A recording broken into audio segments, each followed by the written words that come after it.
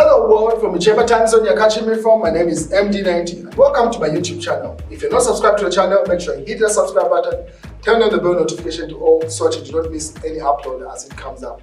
And if you're new to the channel or you've been here for a while, the easiest way for you to move around or to navigate the channel is to head to the playlist. You'll find videos curated for you based on your interest in that. And if you're already subscribed to the channel, make sure you consider becoming a member of the channel. So on the subscribe button, you see a join button there. Make sure you become a member so that you support the team on the production. And catch you around. Well, State House has finally responded to the pastoral letter that was written by the Catholic bishops during the month of November. So as you may be aware, in November, the Catholic bishops issued a pastoral letter where they issued a number of concerns that pertaining to national governance and things going on in the nation at the moment. So the Daily Nation reports say, Hakainde Hichilema considering Catholic concerns. Grace Onamasaka, the chief communication specialist, says President Hichilema has taken note of the concerns and demands by the Catholic Church and will be able to address them. So that's a response coming from State House, saying they are aware of that pastoral letter, and the president at his own time is going to respond to those particular concerns and demands. But this Bishop Alick Banda, as you can see above there, says the real new dawn coming. Alick Banda, an article attributed to him there. And then dedicates a doctorate degree to Zambians. As you may be aware, he was given a doctorate degree recently. What is the same Archbishop visited two TikTokers in Kalurushi who are detained in police cells for a video that they had done. I'll give you details as we go on in the podcast. So the person that you see on screen there, that's Bishop Alick Banda doing that visitation. And these are the two boys who made the TikTok video that they've been detained for. So those are the boys in reference. And then Emmanuel put up this article, say 58 days in detention. Archbishop of Lusaka pays a compassionate visit to Elijah and Ernest Kaumba, brothers from Kalurushi, detained for 58 days for making a TikTok video reminding President Hichilema to fulfill his campaign promises on or he should resign. So that's the particular TikTok that they had made with regard to that. And then that's the one that Bishop Alick Banda visited the boys for. So these are some more images coming from that visitation of the bishop and the boys in Kalurushi. To which George Mutonga, a UPND supporter based in the US, responded to say, they shouldn't have arrested. They shouldn't have been arrested in the first place. I believe when the government starts arresting citizens because they are pissed off, it's a sign of weakness. So he seems to have issued that statement there, saying this detention of these boys for criticizing the government was a sign of weakness on the part of the UPND government there. That's according to George Mutonga from the US there, Zambian citizen. He should be in the country now. I think he has come in the country for his, what's his Christmas holiday. These are some of the images of the bishop and his assistant on that visit. What is the issue of Edgar Lungu's eligibility? Well, this is like the 2nd of December. We're just a couple of days from the verdict being given on that, because it's been slated for the 10th of December when the judgment is going to be given by the Constitutional Court to determine whether Edgar Lungu is eligible to actually contest in 2026 or was he even eligible in 2021. So different sections of the society have been issuing their point of view in the build up to this. And obviously, say a double-edged sword. This is an article that has been put up by Chris Zumanizimba. So he says, a double-edged sword, 12 signs of possible presidential by-election in March 2025 if Constitutional Court departs from its earlier decision on 10th December 2024. So that's a date that has been stated for this particular judgment. So Chris Zumanizimba had this to say about this, say, 10th December is a bad day for both Edgar Lungu and Hakainde Hichilema, because if the court decides otherwise, both shall be politically affected. If the Constitutional Court takes a UPND vested decision to rule that Edgar Lungu was ineligible for 2021 and stand as such in 2026, we will naturally nullify the 2021 election victory of Hakainde Hichilema and plunge Zambia into an historic constitutional crisis. Zambia shall automatically become a bastard state. And I know I list a number of lawyers: Bonaventure, Makebi Zulu, Jonas Zimba, John Sangwa, and a number of lawyers to say, I've already prepared litigation papers to petition and challenge the Constitutional Court for nullification of the 2021 presidential elections, and thereby evoke a tragic by-election within 90 days.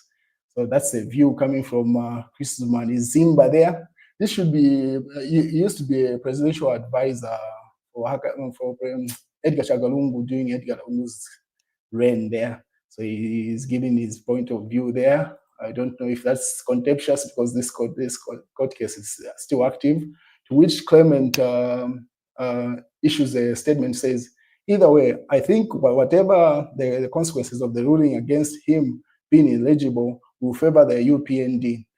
By-elections will be a walkover without strong opposition. Unfortunately, it won't count as a term, meaning if he wins, President Hakainde Hichilema, in 2026, he might rule for 15 years. Anyways, whatever outcome, I bet the UPND has it all planned out. So Clement argues to say, if actually that goes through and the 2021 elections are nullified, it only means that we're going to have the by-elections as Mrs. Van Zimba has stated there in 2025. And as a result of that, if President Hakainde Hichilema wins, that cannot count as a date for election, because that will be just like 1 year from the normal slated election date, which is in 2026. So meaning if he wins in 2026, that will be probably like the first term for President Hakainde Hichilema, he argues there. So we'll wait and see how this plays out. But different sections of society are giving their point of view. Another person has stated statement on the 6th Republican President, Dr. Edgar Chagalungu's eligibility case. This is a statement coming from Samuel Banda, Executive Director, Advocates for National Development and Democracy. So this is a conversation in the nation at the moment. Everyone is putting in their 2 cents on where they stand and how things play out. All we can do at this point is simply wait. The court has stated the date for that.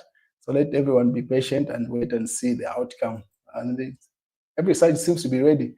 President Edgar Lungu has also issued a statement, say, as we count down to 10th December 2024, obviously that's a date for his eligibility case, we have instructed lawyers to legally challenge and redeem NS 26, age 22, and his brother Elijah, age 26, Kaumba, from malicious police detention. These brothers from Kalushi have been detained for close to 2 months without any charge. This must and shall stop. And then Chiritonse, Kaumba brothers, so is standing in solidarity, and Edgar Lungu has decided to send his lawyers to and redeem those boys, the ones that I talked about earlier on, that Alick Banda was visiting over the weekend. So yeah, Edgar Lungu has availed his lawyers to and get them out of detention. So I'm pretty sure we'll have an update of that by the end of the day, considering the caliber of lawyers that have been sent to that.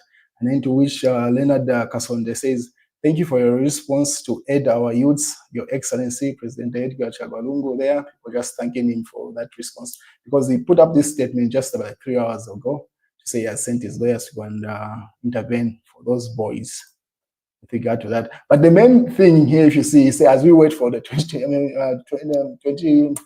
December 2024 decision, that's the main thing. That's, I mean, he's anxiously waiting for that verdict. But it's most residents in Lusaka, most Lusaka residents had the early Christmas on Sunday when they had power the whole day. So that's the situation, ZESCO. And then at the flip side to that, to say ZESCO had installed 23 gensets parked in markets. And then we have installed 23 gensets, but they are expensive. We want to go solar, so ZESCO argues there. So this has come out scandalous, which Emmanuel Mama said this was just a way of duping money out of people's ad-end taxpayers' money there. How can you install stuff that is not functional? Then you decide to say you want to go solar. And then this Monday morning, Victor Mopani bids farewell and under him, we have suffered as a country. He drove hard power exports despite various warnings about the impending West drought. So the ZESCO MD is out of the picture. Yes, that's what you see on screen there. That is the memorandum of understanding. I mean, an internal memorandum that was published, and then it has also been published on Zambia Daily Mail, all the platforms to say he has left. Different sections of society are arguing to say his contract has simply run its term. Others are saying it's just resigned out of that. But either way, the decision is that the ZESCO MD is no longer the MD at ZESCO. Most likely the president is likely to appoint a new person whenever he decides, probably next year or even before the year ends. He might decide to do that. But Victor Mopani is no longer the ZESCO MD or managing director. What is the UPND reported Hassan convicted Pambeshe member of parliament Ronald Chitotela to appear before High Court for sentencing tomorrow, Monday, December 2nd, 2024, meaning today. They were supposed to be that sentencing, but it came out to say, this is Chifetari now. The sentencing of Honorable Chitotela adjourned to December 17th. More agony for him and the family. So he was supposed to be sentenced today, but unfortunately it has not happened. It has been pushed to December 17th. And then Chifetari weighed in saying, you need money to get political power, but you cannot buy people to get power or remain in power. You need to inspire them. Money just helps you to draw their attention for you to inspire them. That's Chifetari there. The UPND said the Kabwe High Court has adjourned to December 17th, 2024 for the sentencing in a matter in which Pembeshe, Member of Parliament Donald Chitotela, has been convicted of arson. Mr. Chitotela remains in custody at Mkoweko Medium Prison. I don't know if there is a medium or maximum. Don't we only have Mkoweko Maximum? That's news to me to know that there's even a medium. Also, Chifetari says, face your weaknesses with courage, or you remain stuck blaming others. The world won't change for you. You must change yourself. For yourself. Chifetari offering some motivation there. Then what Mass newspaper says, as scandals pile up, pressure mounts for Hakainde Hichilema to take a stand and prove his promises accountability were not rhetoric, Moya says. That's in the Mass newspaper. And then in the Daily Mail, now MMD goes for Nakachinda. So as you remember, they're fighting for those vehicles from the MMD. Nakachinda was in MMD when Members was president. So there seems to be some scandal that's brewing there. And that's what they're saying. They're going for after Nakachinda. What is the Electoral Commission of Zambia on Petauke by-elections? Speaker has written to us. We will announce the date this week. So this week, expect the date for the by-elections in Petauke to be made public. What is the MMD will recover vehicles from Tandiwe if indeed they were gifted to her late husband, Banda. So Dr. Nevas Mumba says he's going after Tandiwe if she's one that has those vehicles. I don't think that will sit well to go after a lady that has gone quiet off the political grid after her husband died.